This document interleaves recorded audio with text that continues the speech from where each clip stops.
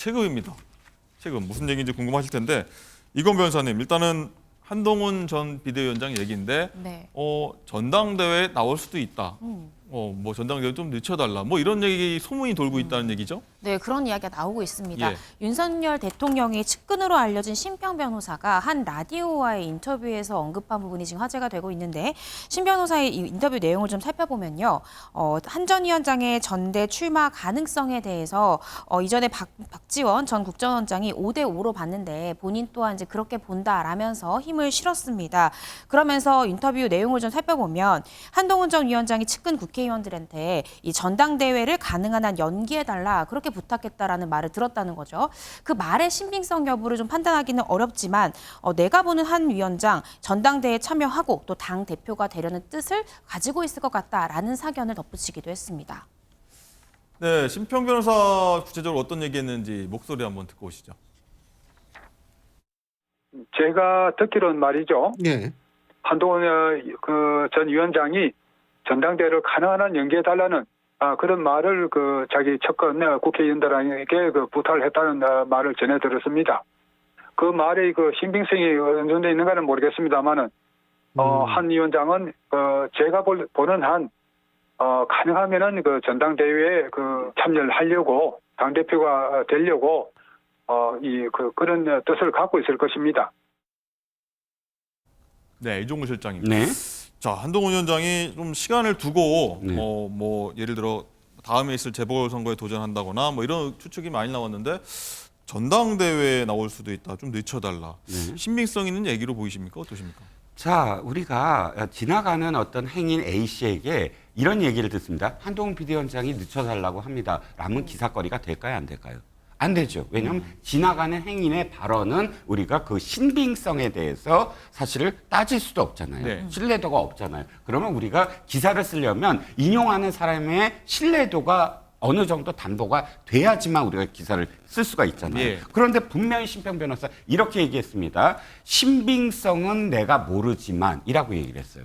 그러면 신빙성을 모르는 발언에 대해서 우리가 평가를 할 수가 있을까요? 본인이 어느 정도의 신빙성이 있다라고 확신을 해야지만 거기에 대해서 크레딧을 달고 신평 변호사가 이렇게 얘기했다라는 것을 우리가 공유할 수 있지 않겠습니까? 신평 변호사가 정치 평론가인가요? 정치계에 뭐 한 10년, 20년 몸담았나요? 박지원 당선인은 몸 담았습니다. 뭐 지금까지의 이력을 보면 박지원 지금 당선인이 뭐라고 했을 때 어느 정도는 그래 이럴 수 있겠다라고 받아들이는 이력이 있잖아요. 그런데 신평 변호사 저 멘토라는 말 한마디밖에 없어요. 윤 대통령의 멘토였다. 왜냐하면 이용 그러니까 대통령의 수행실장이었던 이용 의원이 저분은 멘토가 아니다라고 아예 직격을 했거든요. 네. 그렇다면 우리가 신평 변호사가 한 말에 대해서 그래 한동훈 비대위원장이 나갈 거야. 이번에 나올 거야. 그래서 밀어달라고 했을 거야라는 거를 전제로 해서 이야기한다는 건 저는 무의미하다고 봅니다. 그러니까 믿을 수 없는, 그러니까 크레딧이 없는 그런 신평 변호사의 말에 왈가왈부하고 흔들릴 이유가 저는 없다고 보거든요. 믿을 수 없다 이런 의견 주셨습니다. 어쨌든 야권 특히 조국 혁신당의 조국 대표는요 연일 한 전 위원장을 좀 저격하고 있습니다. 한동훈 특검법까지 준비가 됐다 이렇게 얘기하는데 근데 오히려 이게 한 전 위원장을 저격할수록 한 전 위원장의 체급을 올려주는 게 아니냐 이런 지적도 나오고 있는데 조국 대표 목소리 한번 듣고 오겠습니다. 근데 지금 민주당 내 일각에서는 이게 발의가 되면 오히려 한동훈 전 비대위원장의 체급만 더 올려주는 거 아니냐 이런 이유로 신중론을 제기하는 분위기도 있다고 하는데 이건 어떻게 평가하세요?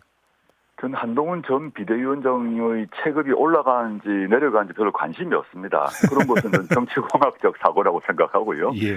한동훈 비대위원장이 자신이 검사장 시절에 내세웠던 즉 윤석열 검찰총장을 모시고 내세웠던 살아있는 권력에 대한 수사를 그대로 본인에게 적용하는 것이 네. 맞는 거지. 이에 대해서 뭐 체급이 헤비급인지 패더급인지 그게 뭐가 중요하겠습니까? 네, 장인주 부위원장님 일단은 체급은 중요하지 않다. 검사였던 한 전 위원장도 뭐 혐의점이 있으면은 의혹이 있으면은 수사 받아야 된다. 일단 공격을 굉장히 퍼붓겠다. 이런 좀 게 들리거든요. 그렇죠. 그리고 조국혁신당의 공약이기도 했습니다. 한동훈 전 장관에 대한 특검법 하겠다, 발의하겠다, 이게 이제 공약이기도 했고요. 그리고 이제 공정이라는 가치가 윤석열 정부가 어떤 탄생하게 되는 기반 중에 하나였거든요. 그 공정이라는 것을 다시 되돌려주겠다, 뭐 그런 취지로도 읽힙니다. 그런데 일단 체급 얘기가 나왔으니까 네. 그런데요. 저는 사실 체급으로 따지고 본다라고 한다면 오히려 한동훈 특검법을 발의하는 것이 조국 대표의 체급이 더 올라갈 가능성이 어허. 있거든요. 그렇기 때문에 한동훈 전 비대위원장의 체급이 어떻게 되는지 이 부분은 정치공학적으로 뭐 판단한다라고 치더라도 적어도 한동훈 특검법을 발의하고 이 공약을 지키는 모습을 야당 지지자들에게 보여주는 것 자체로는 조국 대표의 체급 자체는 더 강화되고 올라갈 수 있겠다라는 생각 듭니다. 네. 그런데 일각에서는 이런 관심도 갖더군요. 한동훈 특검법? 갑자기 왜 한동훈 특검법? 이런 얘기도 하던데 특검이 이뤄질 만한 어떤 그 혐의점이 있는 겁니까, 정확하게? 일단 뭐 고발 사주와 관련된 부분도 있고 그리고 뭐 그 따님에 대한 어떤 입시 비리 문제 뭐 이런 부분도 있습니다.